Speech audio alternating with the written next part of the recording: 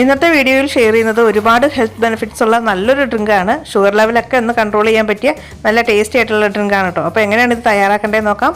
അതിന് മുമ്പായിട്ട് നമ്മുടെ ചാനൽ ആദ്യമായിട്ടാണ് കാണുന്നതെങ്കിൽ ഒന്ന് സബ്സ്ക്രൈബ് ചെയ്യുക, ഷെയർ ചെയ്ത് സപ്പോർട്ട് ചെയ്യാനും ലൈക്ക് ചെയ്യാനും മടിക്കല്ലേ. അപ്പോൾ നല്ല ഹെൽത്തി ആയിട്ടുള്ള നല്ല ടേസ്റ്റി ആയിട്ട് എങ്ങനെയാണ് ഈ ഡ്രിങ്ക് തയ്യാറാക്കേണ്ടതെന്ന് നോക്കാം. നമ്മുടെ ഷുഗർ ലെവലൊക്കെ ഒന്ന് കൺട്രോൾ ആക്കാൻ പറ്റിയ നല്ല ടേസ്റ്റി ആയിട്ടുള്ള ഡ്രിങ്കാണ്. ഇത്തിരി ഹൈ ഷുഗർ ആണെങ്കിൽ പോലും ഒന്ന് കൺട്രോൾ ആക്കാൻ പറ്റിയ ഡ്രിങ്കാണ് കേട്ടോ. അപ്പോൾ അതിനായിട്ട് ഞാനിവിടെ എടുത്തിരിക്കുന്നത് ചെറിയൊരു പീസ് ഇഞ്ചി എടുത്തിട്ടുണ്ട്, അതുപോലെ നല്ല വലിപ്പമുള്ള 3 നെല്ലിക്ക, പിന്നെ ഒരു 3-4 ഇതള് മിൻറ്റിൻ്റെ ഇലയും കൂടെ എടുത്തിട്ടുണ്ട്. അപ്പോൾ നമ്മൾ എടുത്തു വെച്ചിരിക്കുന്ന ഈ നെല്ലിക്ക നമുക്ക് ഇതുപോലെ ഒന്ന് കട്ട് ചെയ്തെടുക്കണം. അതിൻ്റെ കുരു ഒന്ന് മാറ്റി കളയാനാണ്. ആ വരയുള്ള ഭാഗത്ത് ഇതുപോലെ ഒന്ന് കട്ട് ചെയ്ത് കഴിഞ്ഞാൽ പെട്ടെന്ന് കുരുവിൽ നിന്ന് നമുക്ക് വിടിയിപ്പിച്ചെടുക്കാം. അപ്പോൾ എല്ലാം നമുക്ക് ഈ ഒരു രീതിക്ക് കട്ട് ചെയ്തെടുക്കാം.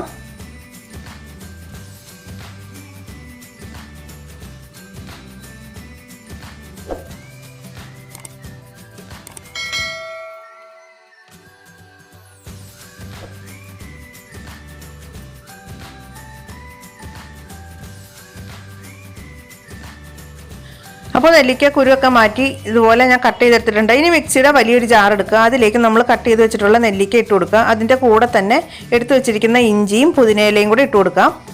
പിന്നെ ഞാൻ ഇതിലേക്ക് ഒരു ചെറിയ 2 കാന്താരിമുളകും കൂടി ഇട്ട് കൊടുക്കുന്നുണ്ട് കേട്ടോ. ഇത് ഓപ്ഷനിലാണോ, നിങ്ങൾക്ക് വേണമെങ്കിൽ ഇട്ട് കൊടുത്താൽ മതി. അത് ഇട്ട് കഴിഞ്ഞാൽ നല്ലൊരു ടേസ്റ്റാണ് കേട്ടോ. പിന്നെ ഇതിലേക്ക് ഒരു അല്പം ഉപ്പ് കൂടി ഇട്ട് കൊടുക്കുന്നുണ്ട്. ഇനി ഈ 1/2 ഗ്ലാസ് വെള്ളം ഒഴിച്ചിട്ട് ഇത് നന്നായിട്ടൊന്ന് അടിച്ചെടുത്ത് കൊണ്ടുവരാം. ബാക്കിയുള്ള വെള്ളം നമുക്ക് ഒന്നുകൂടി ഇത് അടിച്ചെടുക്കുന്നുണ്ട്, ആ സമയത്ത് ചേർത്ത് കൊടുത്താൽ മതി. ഇപ്പോൾ ഇത്രയും വെള്ളം ഒഴിച്ചിട്ട് നന്നായിട്ട് ഇത് അടിച്ചെടുക്കാം. അപ്പോൾ അടിച്ചെടുത്ത ജ്യൂസ് നമുക്ക് ഇതൊന്ന് അരിച്ചെടുക്കുക. നന്നായിട്ട് ഒരു സ്പൂൺ വെച്ച് ഇതുപോലെ ഒന്ന് പ്രസ് ചെയ്ത് കംപ്ലീറ്റ് ജ്യൂസ് എടുക്കാം. എന്നിട്ട് ഇത് വീണ്ടും ഒന്നുകൂടി നമുക്ക് ഈ ഫ്രഷ് ഇട്ടിട്ട് ഒന്നുകൂടി അടിച്ചെടുക്കാം. അപ്പോൾ ബാക്കിയുള്ള 1/2 ഗ്ലാസ് വെള്ളവും കൂടി നമുക്ക് ഇതിലേക്ക് ഒഴിച്ചു കൊടുത്തിട്ട് ഒന്നുകൂടി നന്നായിട്ട് അടിച്ചെടുക്കാം. അങ്ങനെ ആകുമ്പോഴേക്കും നമുക്ക് കറക്റ്റായിട്ട് ജ്യൂസ് കംപ്ലീറ്റ് നെല്ലിക്കയിൽ നിന്ന് എടുക്കാൻ പറ്റും. ഇനി ഇത് നന്നായിട്ട് അരിച്ചെടുക്കാം. നേരത്തെ നമ്മൾ ചെയ്ത പോലെ തന്നെ സ്പൂൺ വെച്ച് നന്നായിട്ടൊന്ന് അരിച്ചെടുക്കാം.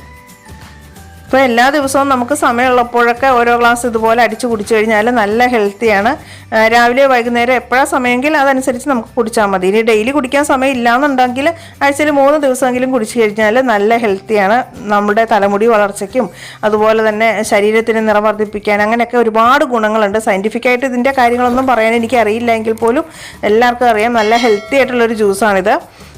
അതേപോലെ വൈറ്റമിൻ സിയുടെ കുറവുള്ളവരൊക്കെ ആണെങ്കിലും ഈ നെല്ലിക്ക കഴിച്ചു കഴിഞ്ഞാൽ അതൊക്കെ കൺട്രോൾ ആക്കാൻ പറ്റും. നല്ല വൈറ്റമിൻ സിയുടെ കലവറ തന്നെയാണ്.